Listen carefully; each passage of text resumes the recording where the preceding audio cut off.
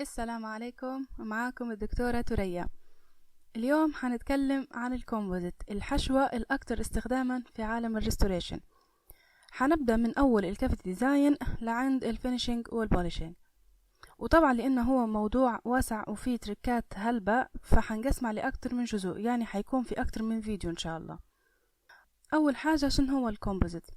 كلمة كومبوزيت معناها ميكستشر، يعني عندنا أكتر من عنصر أو أكتر من مادة اتجمعوا مع بعض وكونوا لنا الكومبوزيت. شنو ما العناصر هما؟ أول حاجة الماتريكس، واللي هي عبارة عن مادة الريزن، واللي تعتبر القوام الأساسي للكومبوزيت اللي بينحط فيه باقي المواد.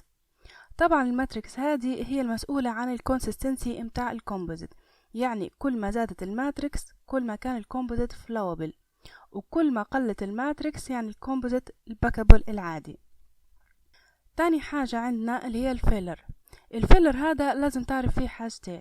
أول حاجة إنه هو اللي بيعطي الصفات الفيزيائية للكومبوزيت، يعني لو كان الفيلر جلاس اينومر معناه حيدير لنا فلورايد ريليز، ولو كان زركونيوم يعني حيعطينا سترينث أكتر، وهكذا.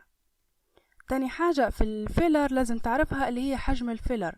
كل ما زاد حجم الفيلر كل ما يعطيك سترينث عالية، ولكن الاستاتيك متاعها حيكون ضعيف هلبة.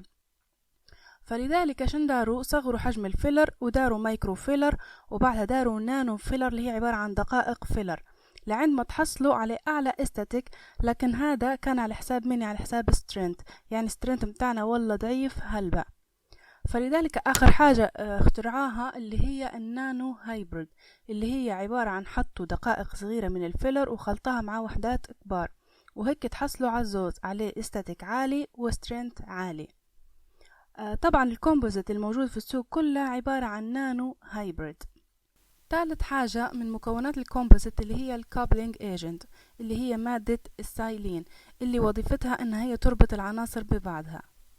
رابع مكون اللي هو الفوتو انيشيتور، هذا وظيفته ان هو يبدي عملية السيتنج لما الكومبوزيت يتعرض لللايت كيور. خامس حاجة عندنا اللي هي البيجمنتس، اللي هي بتعطي الشيد للكومبوزيت، لأن زي ما تعرفوا الكومبوزيت ليه أكتر من لون، فالمادة هذه هي المسؤولة عن الموضوع قهوة. شنو نوع الريتنشن متاع الكومبوزيت؟ اللي هو مايكرو ميكانيكال ريتنشن، يعني الريتنشن متاعها عن طريق ان الكومبوزيت يصير له انترلوكينج مع الدنتينال تيبيول مع المايكرو بورستي. لهذا السبب احنا نستخدمه معاه في الاسيد ايتشنج والبوندينج ايجنت. بلاش نستخدمه فيهم مع الكومبوزيت. ليش مثلا ما نحطوش الكومبوزيت على طول في التوت ستراكشر زي اي حشوة تانية وتمت القصة؟ اول حاجة لان لما بتدير بريباريشن للكافيتي نتاعك حتكون لك سمير لاير. السمير لاير هذه هي عبارة عن دنتين داست او دنتين شيبس. السمير لاير هذه شن بتدير؟ حتسكر لك الدنتاينال اتيبيول، فلما بتجيب تحط الكومبوزيت مش حيصير له ريتنشن. لهذا السبب احنا لازم نستعملوا الاسيد ايتشنج باش ندير يحولنا السمير لاير هذه وبيديرنا مايكرو بورستي في التوت ستراكشر. باهي البوند علاش نستخدمه فيه؟ طبعا الكومبوزيت لانه هو تك، فصعب جدا انه هو يخش لك في الدنتاينال اتيوبيول، يا دوب يعني لو خش حيكون في التب، فالريتنشن حيكون ضعيف، يعني لو درت الكومبوزيت بروحها على طول حيطيح. فلذلك اخترعوا البوند اللي هو عبارة اصلا عن ريزن ما فيش فيلر، فحيكون سايل ويخش اكتر في الدنتاينال تيوبيول، فهيك الريتنشن متاعنا حيتحسن. بهلاش البوند ما يخشش لنقطة اعمق من هيك؟ لان الدنتاينال تيبيول زي ما تعرفوا هي organic and inorganic tissue، يعني عندنا مواد عضوية اللي هي تحتوي على فلويد ووتر، والريزن يعتبر هيدروفوبيك ما يحبش المية، فمش هيقدر يخش لنقطة اعمق من هيك. لذلك هما شنداروا اخترعوا حاجة اسمها برايم.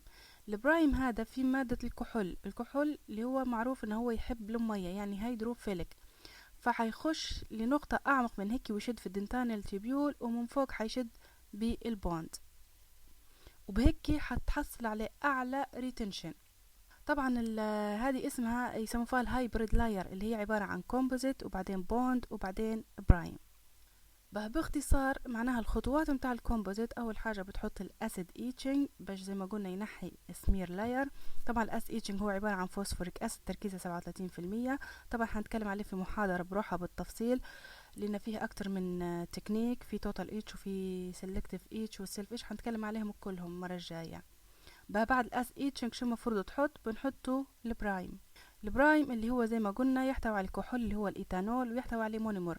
الكحول هو حيشد في الدنتانيال تيبيول من تحت، والمونيمر هو اللي بيشد في الريزنج من فوق، وبهيك الريتنشن بتاعك حيزيد. طبعا في ناس هتستغرب تقول ممكن ان هي عمرها ما استخدمت البرايم. علاش؟ لان اصلا في اصدارات جديده من البوند هي تحتوي على البرايم، ونفس الشيء هذا هنتكلم عليه المره الجايه. بعد ما حطيت البرايم بنحطه شني؟ البوند. البوند نفس الشيء، فيه هلبة اصدارات. ممكن اخر حاجه ما نعرفش، انا اخر حاجه عرفتها انها في الاصدار الثامن، ما نعرفش لو في بعدها او لا. المهم في اصدار الثامن اللي هو تلقاها شيشه واحده فيها الاسيد ايتشنج وفيها البرايم وفيها البوند. المهم حنتكلم عليه حتى هو المره الجايه.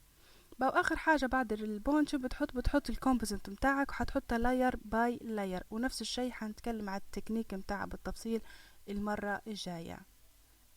هذا كل ما يخص محاضرة اليوم، كانت عبارة عن introduction للكومبوزيت. المرة الجاية حنتكلم على الجانب العملي أكتر، حنتكلم على كل خطوة بالتفصيل، شن الميزات شن العيوب اللي فيها، شن الأخطاء اللي ممكن تصير معاك والتركات متاعها. وحنتكلم على كلاسات من كلاس 1 لكلاس 5، فخليكم متابعين وما تنسوش لايك وكومنت وشير للفيديو. هاي سلامات.